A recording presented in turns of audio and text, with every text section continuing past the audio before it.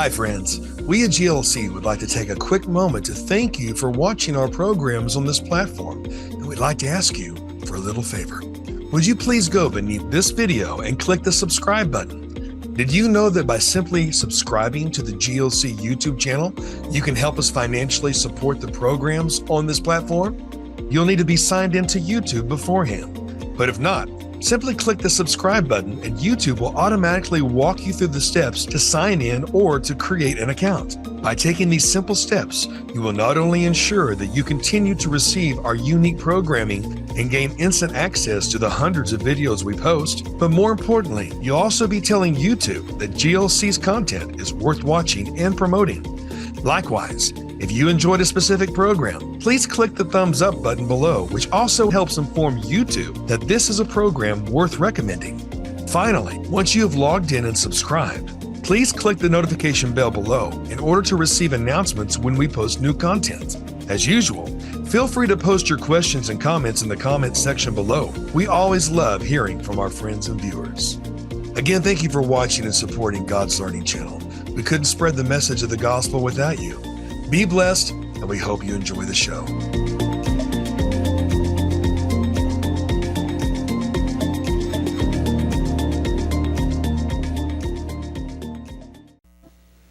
Shalom, shalom. Welcome back to the end, revealed out of the beginning. We are continuing our discussion for these next few more programs on the paradigm or the model of Esau and the anti-Messiah and so forth. And when we left off last time, we were in the parable of the sower, which I brought up several times concerning this issue. And we've taken the first three soils, and the words that are used there are directly out of the lives of Cain, Ishmael, and Esau, which we just showed, the birds and so forth, and the stony places that won't produce any fruit and so forth, and won't produce anything. And then we had the thorns, the third soil that, if you will, in the end rejected the seed, was the one that was the thorns and the thistles came up and so forth. And then we took that back to the result of Adam's exile in the very beginning. But you also have to keep in mind that once again, the Father has multitudinous ways of his seed being revealed to everyone. One of the main points of the parable of the four soils and the sower is that everyone has had an opportunity to see this. And God has, because He loves the whole world, He has all kinds of ways to do this. Don't put Him into your little bitty Greek thinking box and think that it's only this way that people can hear about Yeshua the Messiah. The Father's in control of this. He's the sower. That's why it says the Son of Man sowed the good seed. He knows exactly where He put them. He knows how He did it. And He gives us the responsibility to speak forth and do everything He tells us to do. But the Father's not limited to you and me. He's not limited to you and me. He is an all-powerful God and Creator. And so when you hear all the little things about, well, what about the guy on the island that never got to hear about it? The Father's the sower. The Father's the sower. And if you're really worried about the guy on the island, then go buy a bus ticket, get to the airport, get on a plane, go to the island, and deal with it. If you know there's a guy on an island who doesn't know, you're kind of being irresponsible by just scratching your head going, what about him? If you know there's one, of course it's hypothetical anyway, then get over there and do something about it. My point is, the Father and the Son of Man sowed the good seed, and according to this, and for an example like Romans chapter 1 verse 20 that we read earlier, which says, for the invisible things of Him from the creation of the world. From when? The middle? No, the beginning.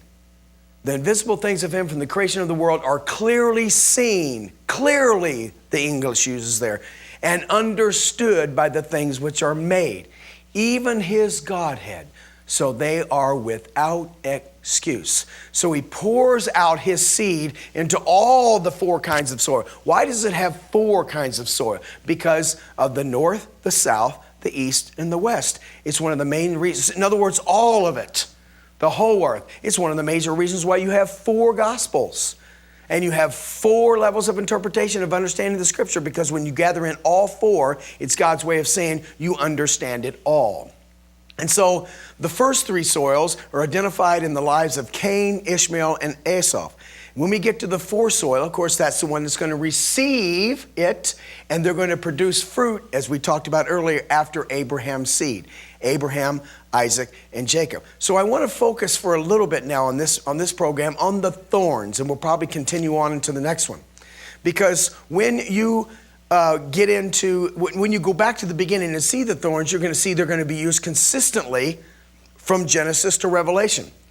If I can take the time, if you can bring this up, Kyle, this is a quote it's a Talmudic quote. So in other words, Talmudic quote. I mean, it's from the Talmud. It's not from the scriptures. It's by Rabbi Levi and his commentary on the parsha, a section of our parsha called Toledot, or generations. Here's the quote. It says, Jacob as a blacksmith who once saw bundles of thorns. Now, he specifically had the name of the blacksmith be Jacob. I'm quoting this to you because I want you to see the insight of the rabbis as well. He says the bundles of thorns, the metaphor of Esau is the thorns. Who do you think the blacksmith is? Jacob. Being brought into the city, understanding this to be a sign of pending ruination. Ruination is a hard word to say. A wise man, seeing the smith's concern, said to him, who do you think the wise man is? Are you afraid of these thorns? One spark from your forge and the thorns will be set afire. Now remember earlier, come on back to me, Kyle. Remember earlier that I quoted you from Obadiah chapter 18, and that who is the one that's going to destroy Esau as stubble and cause them to be burned up? The house of Jacob and the house of Joseph, it says. Now, bring this one up too. Kyle, bring it on up, thanks. Bamidbar, Numbers chapter 33, verse 55. Listen to what this already told us in the beginning in the book of Numbers in the Torah. But if you will not drive out the inhabitants of the land from before you, then it shall come to pass that those which let remain of them shall be pricks in your eyes and thorns in your sides, and shall vex you in the land where ye dwell. Now come on back to me, Kyle. Now, what he's saying here, let's get back to the history and get back to the context of it. Israel comes out, the children of Israel, and we're going to talk about who they are a little bit later, come out of the land of Egypt. And the Father knows that there are going to be thorns among them. So in other words, the parable that Yeshua is telling in the New Testament is the Creator God of the universe. This is a parable that has to do from the beginning to the end, not just from Yeshua on. There's always been thorns among the wheat. And so he's saying, when you come into the land, you need to drive the thorns out. Who are the thorns? Well, they live in the land, and they're also going to be mixed among you. And we're going to talk about where that's at in just a little bit. And so drive them out, because if you don't, they will be. If you don't drive these guys out who are against you, then they will be thorns in your sides and shall vex you in the land wherein you dwell. So my point in bringing this up is that the thorns have already been identified in the beginning. That's another reason why the testimony of Yeshua, which I believe Paul said he was following, is the spirit of prophecy, meaning it's already been prophesied before. Now, we also know that when we get to the parable of the wheat and the tares, Yeshua, the disciples come to Yeshua and says, shall we go into the field and rip up the tares? You remember Yeshua says, don't do that. Why does he say do not do that? Because he knows the end from the beginning. He's smarter than we are. He already knows. I submit to you that Yeshua and the Father already know that for the next 2,000 years, up until the time we live right now, the wheat are not going to follow his ways. Oh, they're going to plant the seeds and everybody, but the Torah, the fruit, is going to be rejected. And for the most part, that has been the dominant teaching of Western religions for 2,000 years, is that Yeshua died on the tree, if you will, to free us from the Torah, free us from the fruit. So, and the fruit is what the wheat produces. So the Father already knows his own people are not going to produce his fruit. And so if they don't produce his fruit, if the wheat does not produce fruit, then in a field of tares, it looks just like the tares.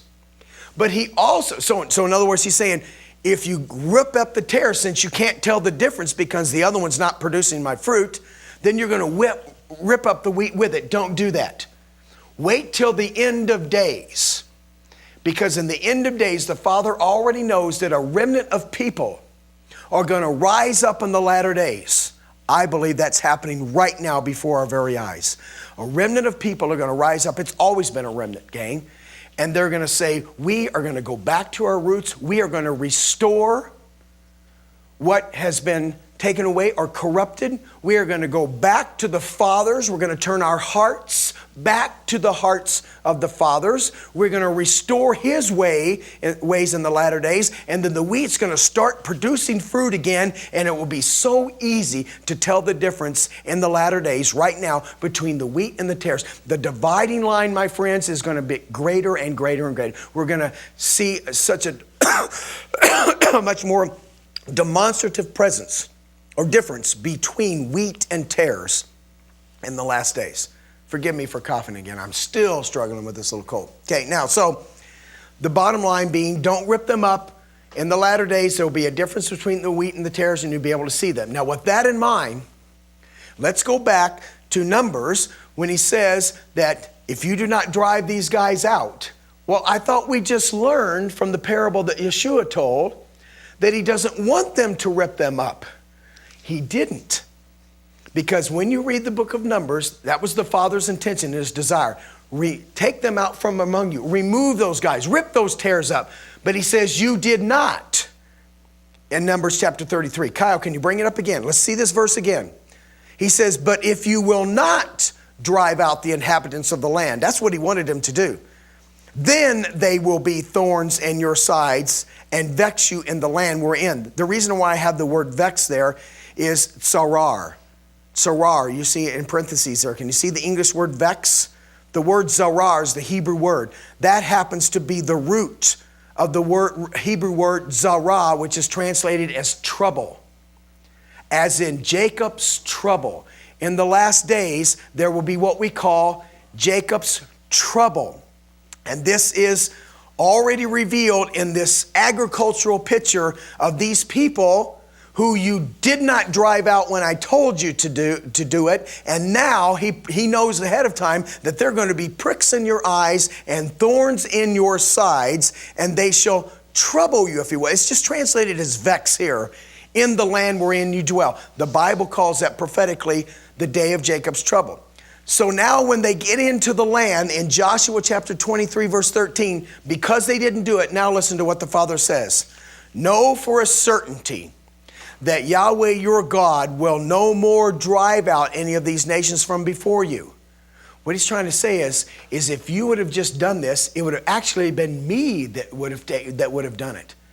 If you would have been obedient to me and follow me and not allowed these things to be in your midst, I would have actually been the one that would have been behind you. I would have been your king. I would have led you in driving these out from before you. But since you did not, they will be snares and traps unto you, scourges. Notice that's based upon the root set again, the god of the Hyksos. Scourges in your sides, thorns in your eyes, thorns in your flesh. He describes it in your eyes and in your flesh, until you perish from off this good land which Yahweh your God has given you. Kyle, come on back to me. So once again, he wanted them to drive them out, but they didn't. And so he says, because of that, I'm not going to drive them out. And so by the time we get to the days of the Messiah, he's saying, well, leave them in the field now. And when it gets to the end of times, the reapers will come and they will gather up the tares first and burn them, and then we'll put the wheat in the barns. And so that's the agricultural picture of what's taking place in the latter days. In 2 Samuel chapter 23, verse 6, Kyle, can we bring that up? It says, but the sons of Belial shall be all of them as thorns thrust away, because they cannot be taken with hands. I want you to see the relationship of the thorns with Belial, the sons of Belial. In Isaiah 32, verse 13, keep it up there for a bit, Kyle. Upon the land of my people shall come up thorns and briars. Remember the prophecy, wherever Israel is, there Ishmael will be, dwelling always in the presence, but in the Hebrew, it's the Hebrew word for face, always in the face of their brethren. Wherever Israel is, there's where Esau will be. There's where the thorns will be. And he says, upon all the houses of joy in the joyous city. In Matthew 7:16, you know this verse as well as I do. You shall know them by their what? Fruit, what they produce. Do men gather grapes of thorns or figs of thistles? If you are gathering thorns, it's because it's a thorn bush. If you're gathering thistles, it's because it's a thistle bush, if you will. In other words, if my seed is in your heart, then thorns are not going to come out. That's the bottom line. Because that's not what you see in the field. When men go gather grapes, it's not grapes of thorns. There's not figs of thistles and so forth. Then when we get to Ivrim, that is Hebrews. That is our English word Hebrews, 6 verse 8. It says, but that which beareth thorns and briars is rejected, and is nigh unto cursing, whose end is to be burned.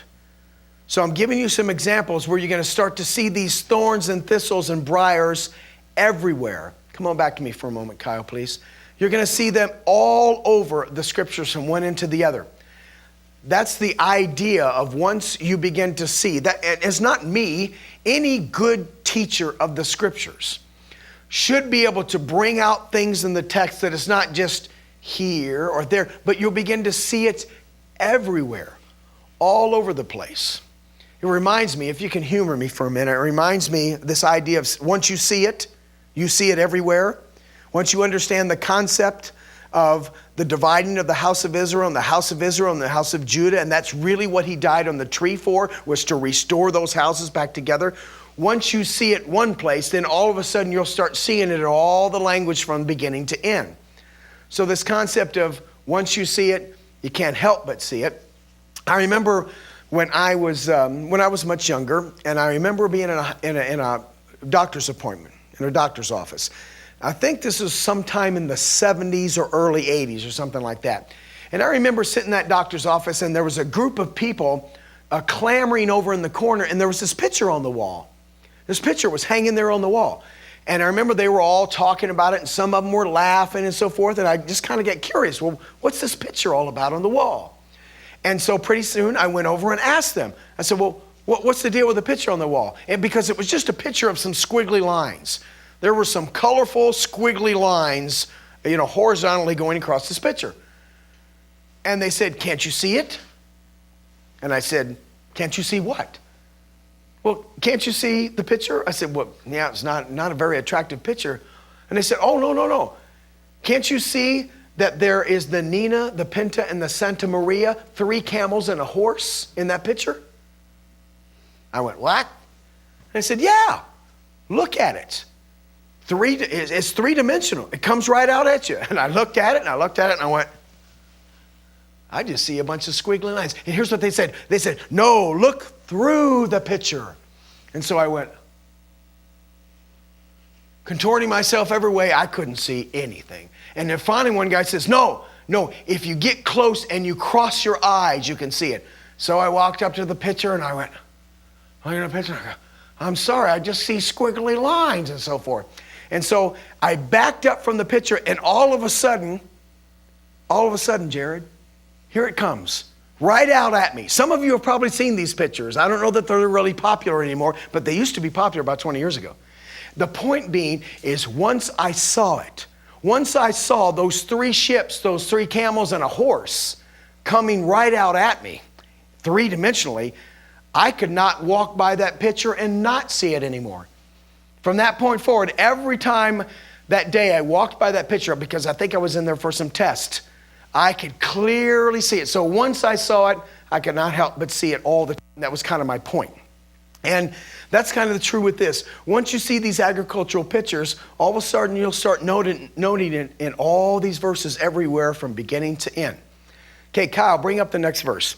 Continuing our teaching in the thorns and so forth, Ezekiel 28:24 says, and there shall be no more a pricking briar into the house of Israel, nor any grieving thorn of all them that are round about them, that despise them. And they shall know that I am Yahweh Elohim, because there will be a time, come on back to me, Kyle, there will be a time when these things will be removed and no more. And the Father makes that promise to us, that one day he will remove these things. Now, once again, I'm going to submit to you that particularly these tares that are mixed among the wheat, or these thorns, if you want, mixed out in the field with those that are producing fruit, is more indicative of something that pretends to be a believer, pretends to be the wheat. Because as long as the wheat doesn't produce, it can get away with that. As long as the wheat doesn't produce anything, the tares can continue to get away with looking like they are indeed wheat. Remember the three letters, the three Greek letters in Revelation chapter 13, 18. One thing on the outside, another thing on the inside. Remember the goofy picture of the cat mixed among the raccoons and so on and so forth. Pretending to be so. So as long as the wheat doesn't produce, it's going to be like that. They say that they are, but indeed they are not. They say that they're believers, but they're not believers. Another example, bring up the next one, Kyle. Isaiah chapter 5 and 6.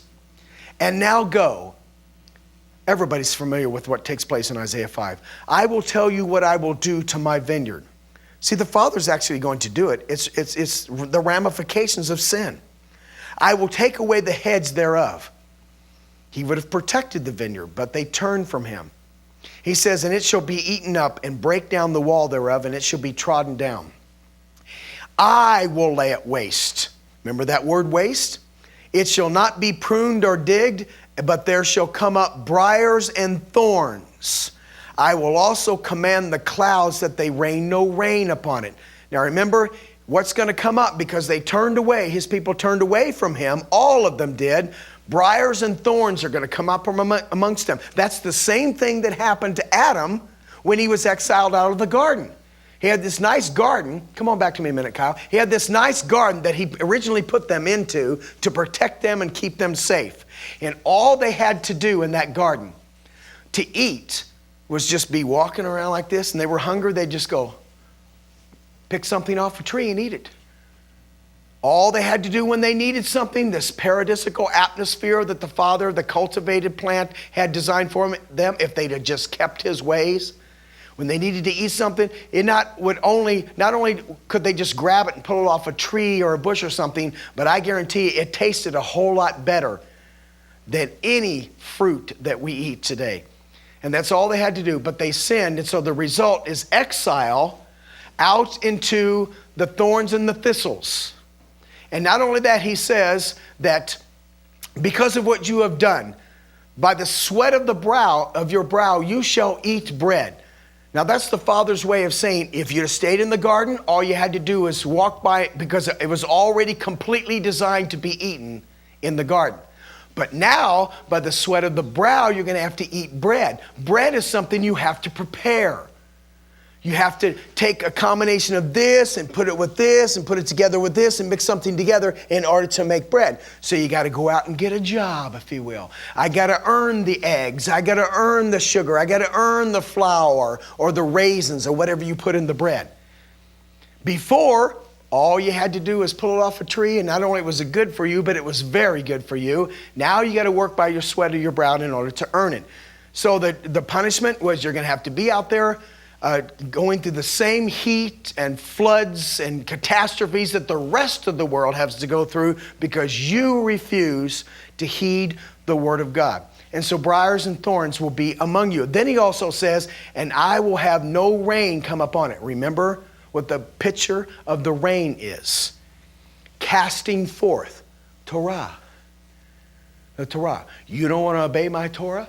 Then I will remove it from your midst, and therefore you will not get rain upon your land.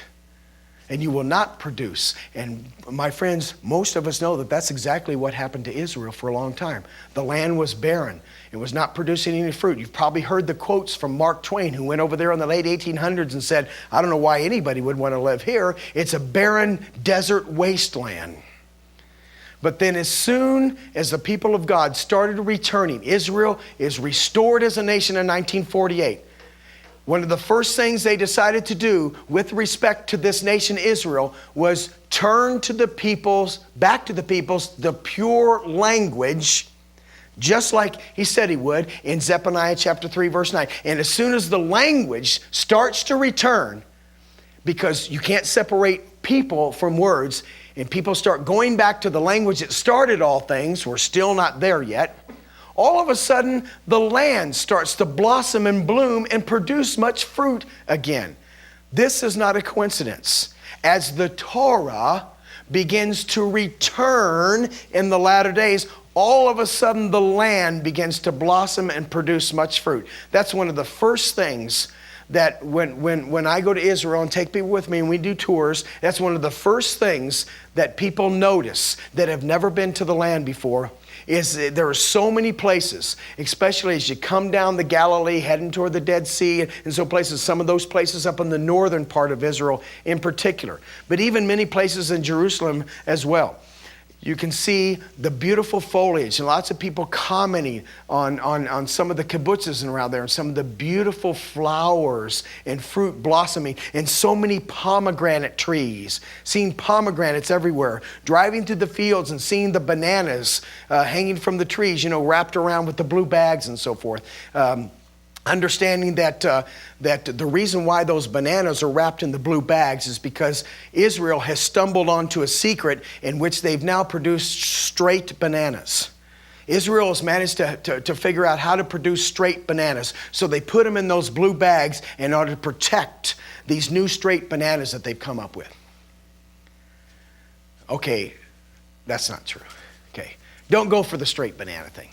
But anyway, they do have blue bags. Anyway, the point being is that all this fruit and vegetation is coming up there because righteous people are coming back to the land. Every time you and I, if we are faithfully following God, His holy people, come back to the land, it's not the tares that's going to cause the land to produce. It's not unbelief that causes the land to produce. It's the believers going to the land, not the unbelievers.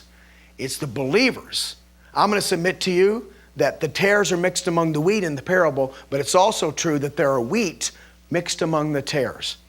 And we'll probably talk a little bit more about what that means later. In the meantime, before our next program, cling to your roots that your days may be long and that you will prosper in everything you set your hand to do. Once again, Shalom Aleichem. We will see you later.